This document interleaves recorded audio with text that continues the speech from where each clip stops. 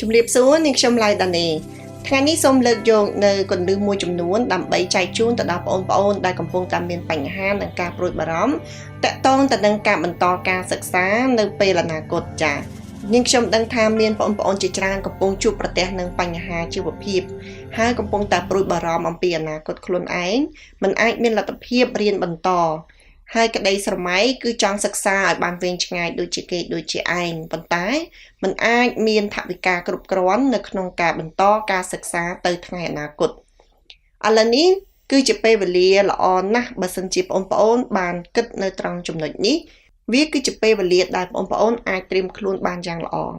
ខ្ញុំសូមលើកយកនៅគន្លឹះ3ដែលបងប្អូនអាចយកទៅអនុវត្តនេះគឺជាបទពិសោធន៍នាងខ្ញុំផ្ទាល់ដែលជាកូនកសិករម្នាក់ហើយក៏មានក្តីស្រមៃដូចជាបងប្អូនកំពុងមានក្តីស្រមៃនេះដែរហើយក៏ជាអតីតក្មេងម្នាក់ដែលមានការព្រួយបារម្ភចំពោះអនាគតនៃការសិក្សារបស់ខ្លួនឯងដូចជាបងប្អូនកំពុងតែព្រួយបារម្ភដូចគ្នានៅពេលដែលនាងខ្ញុំមានការព្រួយបារម្ភបែបនេះនាងខ្ញុំមិនអាចបន្តឲ្យការព្រួយបារម្ភហ្នឹងវាកន្លងផុតទៅពីមួយថ្ងៃទៅមួយថ្ងៃបានទេនៅពេលនោះក៏ចាប់ផ្ដើមគិតថាអ្វីដែលខ្លួនឯងអាចធ្វើបាន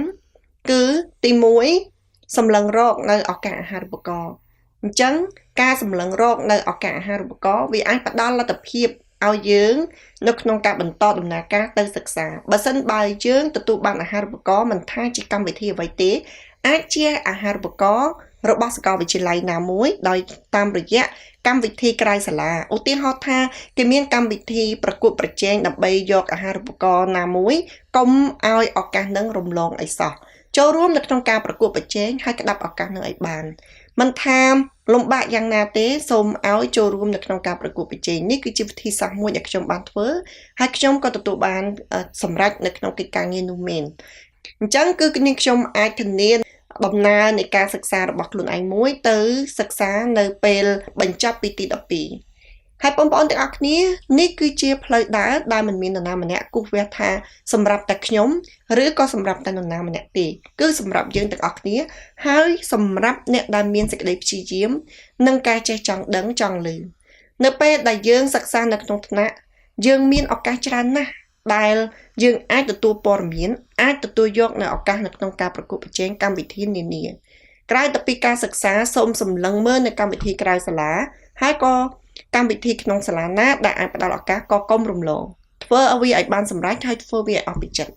ចា៎នេះគឺជាចំណុចទី1ដ៏សំខាន់ក្រៅពីកម្មវិធីបែបហ្នឹងតើអាចសម្លឹងរកឱកាសអាហារូបករណ៍នៅទីណាទៀតគឺនៅតាមសាកលវិទ្យាល័យនានាសម្លឹងមើលឲ្យហើយថាតើគេត្រូវការអ្វីខ្លះគេអាចផ្ដល់អ្វីខ្លះឲ្យយើងអញ្ចឹងយើងសាកសួរព័ត៌មានហើយត្រៀមខ្លួនឲ្យបានទាន់ពេលវេលាយើងខ្វះខាតអ្វីខ្លះឧទាហរណ៍ថាយើងមិនពូកែផ្នែកគណិតវិទ្យា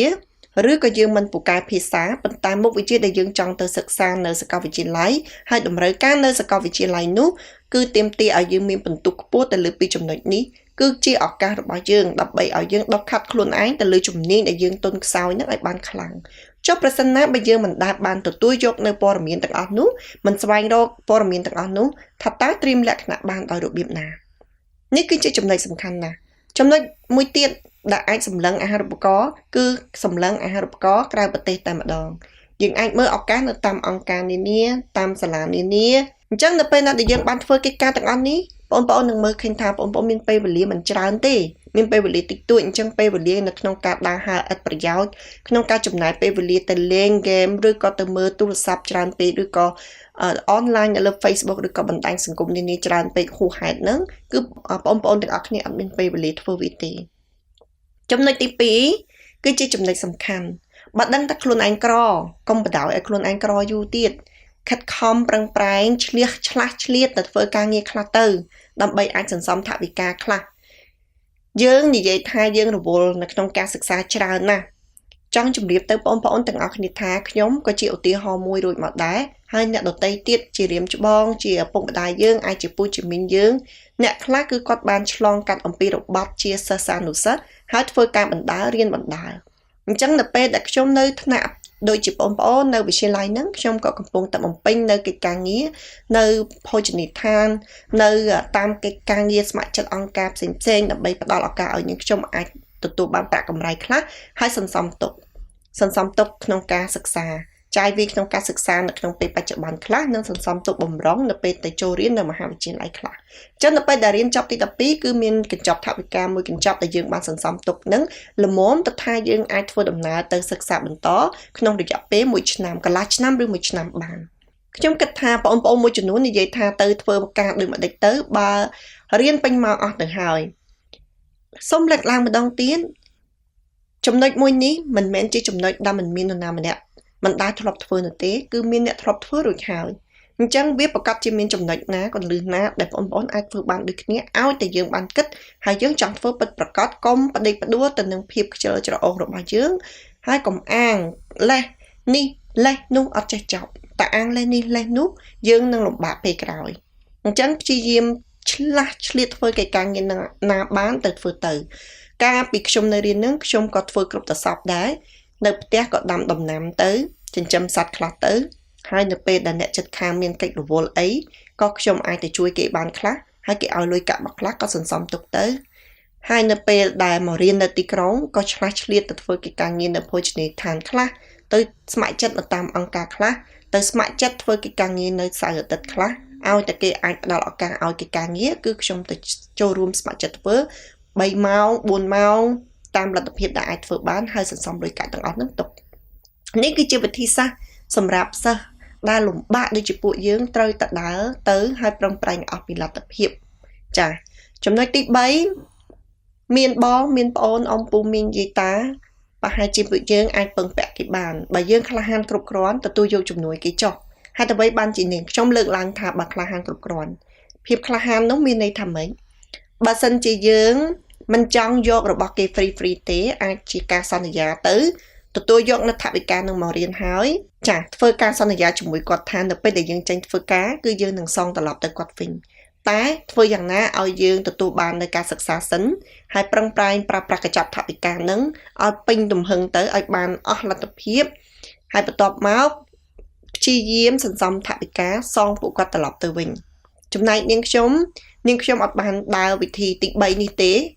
ដោយសារថាខ្ញុំបានដើរវិធីទី1វិធីទី2ហើយខ្ញុំបានប្រឹងប្រែងវិធីទី1និងវិធីទី2ពេញលេញបន្ទាប់មកខ្ញុំក៏អាចសម្រេចបាននៅចំណុចទី1និងចំណុចទី2ចំណុចទី3នេះគឺខ្ញុំមិនបានអនុវត្តទេចាប៉ុន្តែមានបងប្អូនហើយនឹងនិស្សិតមួយចំនួនក៏គាត់បានអនុវត្តនៅវិធីសាស្ត្រនឹងដែរគាត់មិនទទួលយកថវិកា free មិនយកថវិកាដែលមិនមានសំណងអីទេពួកគាត់ចង់ប្រើប្រាស់សមត្ថភាពរបស់ខ្លួនឯងប៉ុន្តែនៅគណៈពេលដែលគាត់ចេញទៅរៀននោះគាត់មិនទាន់មានលទ្ធភាពដូច្នេះសុំខ្ចីសិនហើយក៏សន្យាថានឹងសងត្រឡប់មកវិញតាមពិតអ៊ំពូមីងយាយតាដែលគាត់ចង់ជួយឧបត្ថម្ភយើងគាត់ពិតជាមិនចង់ឲ្យយើងខ្ចីបុលអីនោះទេពេលខ្លះគឺគាត់ចង់ផ្ដល់ឲ្យយើងតែម្ដងដើម្បីជំរុញឲ្យយើងបានទៅរៀនខ្ពស់វែងឆ្ងាយប៉ុន្តែវាគឺជាចិត្តរបស់អ្នកសិក្សាម្នាក់បើសិនជាយើងជឿជាក់លើសមត្ថភាពរបស់ខ្លួនឯងហើយយើងចង់ប្រើប្រាស់សមត្ថភាពរបស់ខ្លួនឯងឲ្យពេញលេញយើងអាចទទួលយកកញ្ចប់ថវិកានឹងសិនបន្ទាប់មកចាំយើងធ្វើការហើយយើងនឹងសងត្រឡប់ទៅពួកគាត់វិញនេះគឺជាគន្លឹះ3ចំណុចដែលចង់ឲ្យបងប្អូនទាំងអស់គ្នាមានការគិតទុកជាមុនហើយត្រៀមលក្ខណៈកុំឲ្យពួកយើងឈឺចាប់ត្អូញត្អែប៉ុន្តែមិនរកផ្លូវដោះស្រាយសម្រាប់ជីវិតរបស់ខ្លួនឯងបើសិនជាយើងមិនមានការចេះគិតចង់ជួយខ្លួនឯងនោះទេគ្មាននរណាម្នាក់អាចជួយយើងឲ្យរួចផុតអំពីភាពលំបាកនោះទេចាថ្ងៃនេះផ្ញើសារប៉ុណ្ណេះចាជួបគ្នានៅវីដេអូក្រោយសូមអរគុណ